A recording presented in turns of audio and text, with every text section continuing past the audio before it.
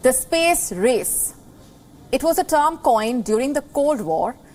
The United States and the Soviet Union were superpower rivals. The space race started in 1955. Soon, both sides were scrambling to put the first man in space.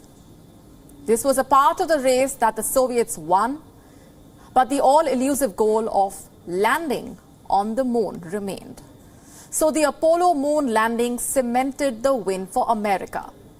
The United States won the space race as Neil Armstrong became the first man on the moon. Half a century later, space has opened up. It is far less ideological and a lot more crowded. Over 70 countries have their space programs. Billionaires are also going to space. But the space race still reflects earthly tensions. However, the biggest challenge to US space supremacy is not from Russia. It is now from China. Now, Washington is accusing China of trying to take over the moon. In an interview to a German newspaper, the NASA chief, Bill Nelson, has slammed the Chinese space program. He says, and I'm quoting him here, "We must be very concerned that China is landing on the moon and saying, it's ours now and you stay out." Not just that, he also accused China of stealing technology from other nations. The NASA chief even said Beijing was learning how to destroy satellites launched by other countries. Beijing has since slammed his comments, accusing him of smearing China. It is not the first time that the NASA chief disregarded the fact and talked through his hat. Some US officials constantly make false charges against and vilify China's normal and legitimate outer space explorations. China firmly opposes such irresponsible remarks.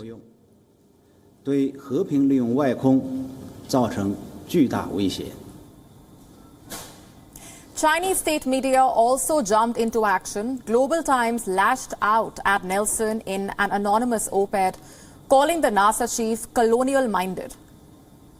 Now, this is not the first time the US has slammed the Chinese space program. In 2011, the Congress prohibited US scientists from cooperating with Beijing. They feared that Beijing could be spying. Chinese astronauts are also banned from visiting the International Space Station. And with Nelson's comments, the race to space is heating up further. This time, there are two camps. One includes states led by Russia and China.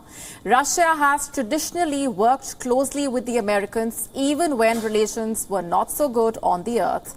But this time, they have moved closer to Beijing. On the other side is a camp including the United States. So what exactly are they fighting over? The moon once again.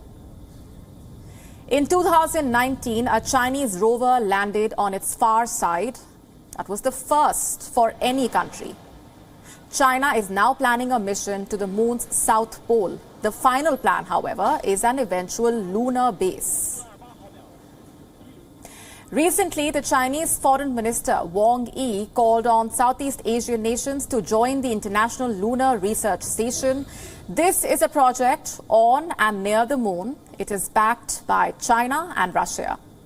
China is currently pushing the ILRS as an alternative to the Artemis Accords. The Artemis Accords was launched by Washington in 2020.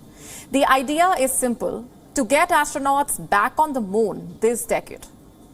NASA says it intends to put a woman and a person of color on the moon by 2024. The Artemis Accords also aim to create rules around responsible space exploration.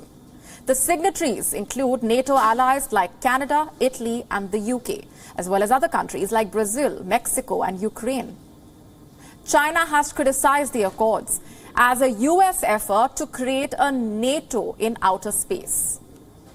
But Beijing is not only targeting the moon, it is looking far beyond the lunar surface.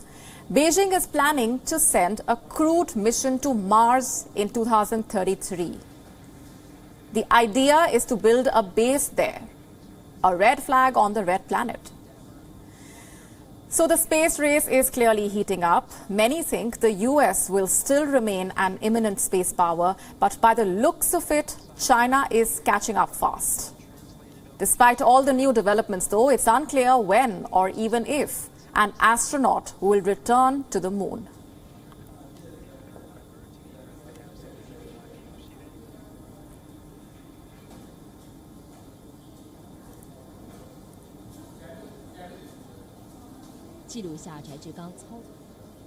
And with us on the broadcast this minute is Michael Swain. He is the director of the East Asia program at the Quincy Institute. Thanks very much for being here with us. What is your assessment of these comments made by the NASA chief? Well, I think the NASA chief is engaging in hyperbole, claiming that China is going to seize the moon and tell others not to come anywhere near it. Verges on fantasy.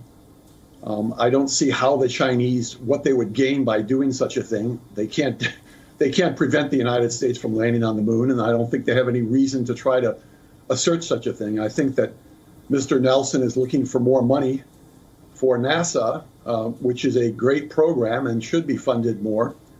But using this kind of sort of fear-mongering, I don't think is a good way to go about it. What do we know so far about China's space tactics when it comes to trying to destroy other nations' satellites, when it comes to the accusations of spying as well that the U.S. has levied against Beijing? Well, I think the Chinese are engaged in efforts to try to establish some capabilities to interdict or interfere with space-based assets that the United States could use in a conflict with China, say over Taiwan. So they have developed, to my knowledge, lasers and other types of techniques to try to block or interfere with American surveillance satellites. And I have little doubt that the United States has considered the same thing, if not carried it out, to try to block the Chinese if they were to try to use space assets in a conflict with China.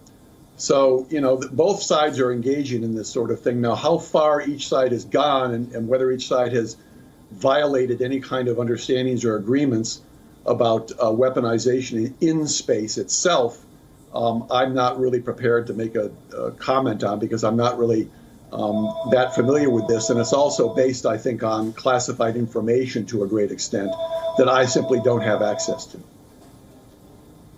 Sure. But I will yes. say, however, that the Chinese themselves, of course, have pledged not to be involved in weaponization of space. And, you know, we should take that seriously. We should challenge them on that position and make sure that they are not engaged in any specific weapons building in space itself, because I think that would violate their pledge on this issue, and it would escalate the situation considerably. So I don't think they should be doing that. But I don't think the United States as well should be claiming that the Chinese are, in fact, doing this without putting evidence out there. Oftentimes, you get statements being made by both sides that are extremely provocative in various types, and they're just blank statements like Mr. Nelson's. They're just laid out there with nothing in the way of specific evidentiary support.